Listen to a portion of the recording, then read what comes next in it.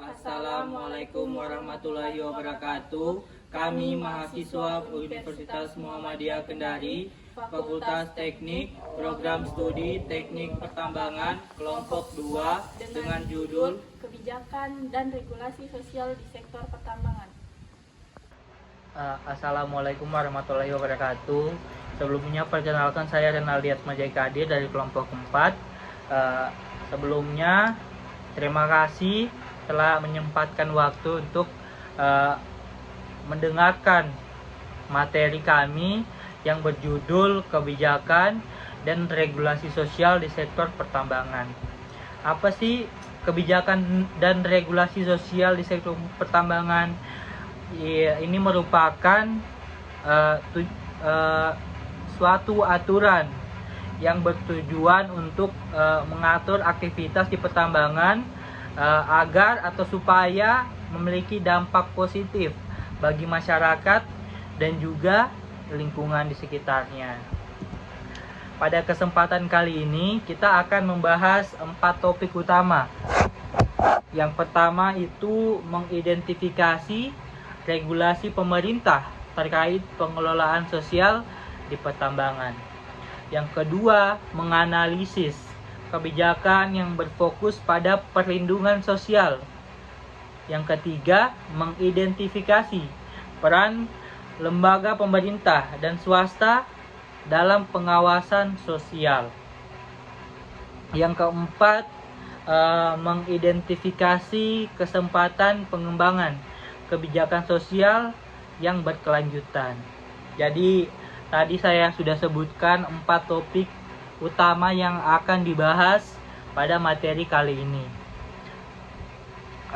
Sebelumnya ada satu hal yang melatar belakangi kami dari kelompok 4 mengambil judul kebijakan dan regulasi sosial di sektor pertambangan karena konflik sosial dan lingkungan seperti sengketa lahan dengan masyarakat adat dan pencemaran lingkungan menjadi masalah yang memerlukan perhatian serius. Jadi adanya kebijakan dan regulasi sosial di sektor pertambangan dirancang untuk mengurangi dampak negatif tersebut dan memastikan kegiatan pertambangan memberikan manfaat bagi masyarakat setempat. Jadi yang melatar belakangi kelompok 4 mengambil judul kebijakan dan regulasi sosial di sektor pertambangan karena melihatnya banyaknya konflik sosial di masyarakat serta juga lingkungan, kayak tadi yang saya sudah sebutkan, kayak konflik dengan masyarakat adat dan juga pencemaran lingkungan itu sendiri. Karena yang kayak dilihat dari masyarakat itu kayak hanya dampak negatif. Jadi diadakannya aturan tersebut agar supaya memberikan dampak positif bagi masyarakat dan juga lingkungan. Jadi untuk selanjutnya kita akan melanjutkan topik pembahasan pertama, yaitu regulasi pemerintah terkait pengelolaan sosial di pertambangan. Untuk topik pertama ini mungkin akan dilanjutkan oleh rekan saya. Saya hanya akan mengawal hanya sampai di sini saja. Mungkin itu saja. Assalamualaikum warahmatullahi wabarakatuh. Assalamualaikum warahmatullahi wabarakatuh. Saya dari kelompok 4 akan membacakan hasil dari tugas kelompok kami, yaitu regulasi pemerintah terkait pengelolaan sosial di pertambangan.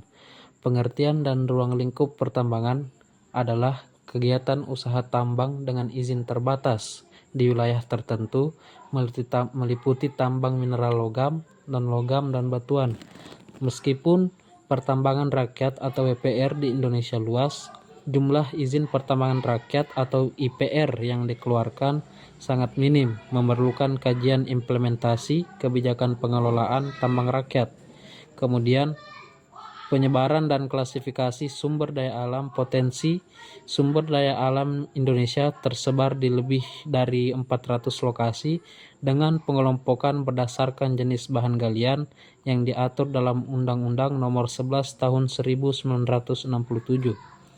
Wilayah penghasil utama meliputi tembaga dan emas di Indonesia Timur, nikel di Sulawesi, bauksit di Kepulauan Indonesia Timur, dan batubara di Kalimantan. Dasar hukum pengelolaan sumber daya alam. Pengelolaan sumber daya alam termasuk tambang diatur dalam pasal 33 Undang-Undang Dasar 1945 yang menyatakan kekayaan alam dikuasai negara untuk kemakmuran rakyat. Kebijakan pengelolaan harus dilakukan dengan prinsip efisiensi, transparansi, keberlanjutan, keadilan, dan berwawasan lingkungan untuk memaksimalkan manfaat bagi rakyat. Kemudian, tantangan implementasi kebijakan. Penelitian ini menyoroti pentingnya konsistensi pemerintah daerah dalam mengelola sumber daya mineral dan batu bara, mengingat sifatnya yang tidak terbarukan dan memerlukan pengelolaan optimal demi keberlanjutan. Sekian dari saya. Wassalamualaikum warahmatullahi wabarakatuh. Assalamualaikum warahmatullahi wabarakatuh. Perkenalkan, nama saya Obin Banda. Saya dari kelompok 2 ingin melanjutkan pemaparan materi dan rating saya. Di sini saya akan membawakan materi terkait regulasi pemerintah terkait pengelolaan sosial di pertambangan. Dasar hukum pengelolaan sumber daya alam. Pengelolaan sumber daya alam termasuk tambang diatur dalam pasal 33 Undang-Undang Dasar 1945 yang menyatakan kekayaan alam dikuasai negara untuk kemakmuran rakyat. Kebijakan pengelolaan harus dilakukan dengan prinsip efisiensi, transparansi, berkelanjutan, keadilan, dan berwawasan lingkungan untuk memaksimalkan manfaat bagi rakyat. Tantangan implementasi kebijakan. Penelitian ini menyoroti pentingnya konsistensi pemerintah daerah dalam mengelola sumber daya mineral dan batu bara, mengingat sifatnya yang tidak terbarukan dan memerlukan pengelolaan optimal demi berkelanjutan. Poin kedua itu analisis kebijakan yang berfokus pada perlindungan sosial. Kemiskinan adalah ketidakmampuan sosial dan ekonomi dalam memenuhi kebutuhan hidup. Meskipun tingkat kemiskinan nasional di Indonesia menurun dari 9,54% 2022 menjadi 9,36% 2023. Beberapa daerah seperti Jawa Tengah tetap memiliki tingkat kemiskinan di atas rata-rata nasional, menunjukkan ketimpangan antar daerah. Penelitian menggunakan metode deskriptif kualitatif untuk menganalisis efektivitas program perlindungan sosial terhadap kesejahteraan kelompok rentan. Dianalisis melalui tahapan produksi, penyajian, dan penarikan kesimpulan. Efektivitas program perlindungan sosial dievaluasi berdasarkan 5 aspek kebijakan: ketepatan kebijakan, pelaksanaan, target lingkungan, dan proses. Fokus penelitian adalah kesejahteraan keluarga melalui fungsi pencegahan, pemulihan, pengembangan, dan penunjangan.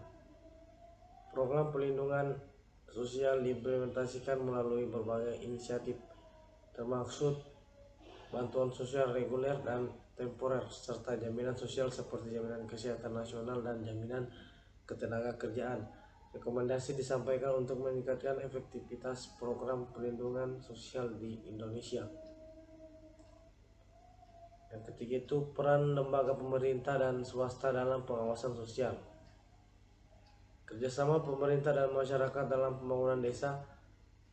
Hubungan pemerintah dan masyarakat di desa Setigende bersifat mutualistik. Dengan peran yang seimbang, pemerintah desa memfasilitasi dan memberikan arahan pembangunan. sementara masyarakat berkontribusi melalui pemikiran, tenaga, dan materi demi keberhasilan pembangunan. Yang pertama, faktor pendukung kerjasama. Yang pertama itu pendekatan pemerintah desa yang manusiawi, dan yang kedua itu pemahaman masyarakat terhadap posisi dan perannya dalam pembangunan. Yang kedua itu faktor penghambat kerjasama. Yang poin pertama, rendahnya kesadaran masyarakat terhadap kebersihan lingkungan, dan poin kedua itu pandangan pemerintah yang masih menganggap masyarakat sebagai bawahan atau objek dalam pengawasan pembangunan. Mungkin itu saja yang bisa saya bawakan materi. Selanjutnya akan dibawakan oleh leading saya. Baiklah, kurang dan lebihnya mohon dimaafkan. Assalamualaikum warahmatullahi wabarakatuh. Assalamualaikum warahmatullahi wabarakatuh. Perkenalkan, nama saya Aldita Dwi Maharani dengan NIM 222170015 akan menjelaskan tentang kesempatan pengembangan kebijakan sosial yang berkelanjutan. Jadi secara luas, kebijakan sosial mencakup sektor pendidikan, kesehatan, politik, hukum, budaya, dan pertanian. Dalam artian, kebijakan sosial fokus pada kesejahteraan sosial untuk meningkatkan kualitas hidup kelompok rentan dan kurang beruntung melalui program yang mengatasi masalah sosial seperti kemiskinan, ketelantaran, dan kenakalan remaja. Jadi, implementasi kebijakan bertujuan memastikan keseriusan pemerintah dalam merealisasikan tujuan kebijakan. Mengacu pada model Edward ketiga, implementasi kebijakan dipengaruhi oleh komunikasi sumber daya, disposisi atau sikap, dan struktur birokrasi. Studi kasus yang kita ambil adalah Kota Batu. Pembangunan Kota Batu sebagai kota pariwisata berkelanjutan belum sepenuhnya tercapai. Partisipasi masyarakat diperlukan sejak perumusan hingga evaluasi untuk menghindari penolakan. Analisis pembangunan berkelanjutan menunjukkan Kota Batu belum memenuhi prinsip pro-ekonomi, pro-lingkungan, dan pro-keadilan sosial secara optimal. Keterlibatan masyarakat dalam ekonomi lokal, partisipasi masyarakat dalam pembangunan ekonomi lokal berkontribusi pada pertumbuhan ekonomi berkelanjutan. Optimasi sumber daya dan pemberdayaan masyarakat sebagai penggerak utama ekonomi. Kebijakan publik berperan memfasilitasi keterlibatan masyarakat dengan langkah seperti insentif, infrastruktur, dan akses terhadap sumber daya ekonomi. Dukungan kebijakan yang inklusif mendorong partisipasi dan akses yang merata terhadap peluang ekonomi. Sekian dari saya, apabila ada salah kata mohon dimaafkan. Billahi fisabilillah, fastabiqul khairat. Wassalamualaikum warahmatullahi wabarakatuh.